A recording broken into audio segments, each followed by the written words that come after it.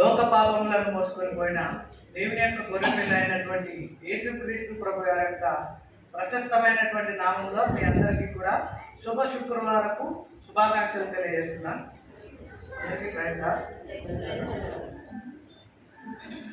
Okay, మనం ఇక్కడ కూర్చుని మనం అందరం కూడా ఒక ధ్యేయంతో కూర్చొని ఉన్నాం.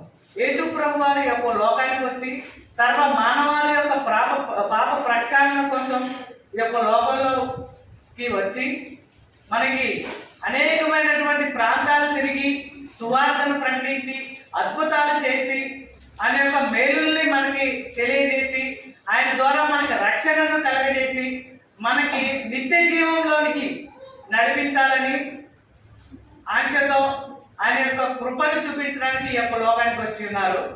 అయినప్పటికీ మన యొక్క పాపాల నిమిత్తం ఈ యొక్క కల్వరి శిలువలో మన కోసం యేసు ప్రభు వారు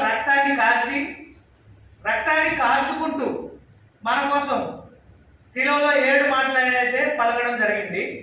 యేసు ప్రభు వారు శిలువపై పలికినటువంటి 7 మాటలు కూడా ప్రపంచానికి గొప్ప సందేశాన్ని ఇస్తూ వచ్చి ఉన్నాయి.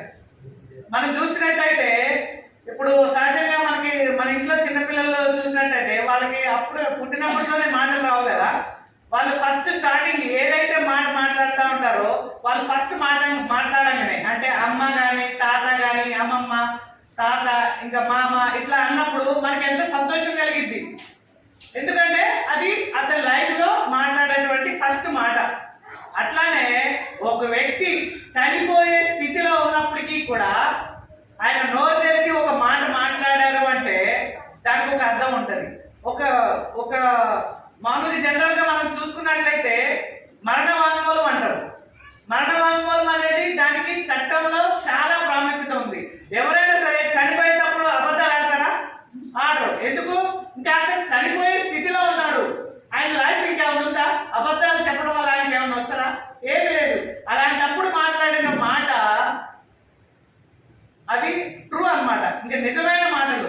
అలాగే యేసు ప్రభు వారి యొక్క శిలువలో మాట్లాడినటువంటి మాటలన్నిటి కూడా 7 మాటలు కూడా చాలా ప్రాముఖ్యమైనవిగా ఉంటాయి. మన బైబిల్ అంతా చూసుకున్నట్లయితే పాత నిబంధన గ్రంథం ఎట్లా ఉందంటే దేని గురించి తెలియజేస్తుంది, కొత్త నిబంధన గ్రంథం దేని గురించి తెలియజేస్తుంది అంటే బైబిల్లో ఉన్నటువంటి ప్రతి ఒక్క అధ్యాయం, ప్రతి ఒక్క వచనం, ప్రతి ఒక్క మాట దేవుడి యొక్క ప్రేమను గురించి తెలియజేస్తూ వచ్చి ఉన్నాం. అవునా కదా? ఎప్పుడు మనం చూసుకున్నట్లయితే పాత నిబంధన గ్రంథంలో దేవుడు మనకు రక్షకుడు ఈ యొక్క లోకానికి ఏ విధంగా వస్తాడు,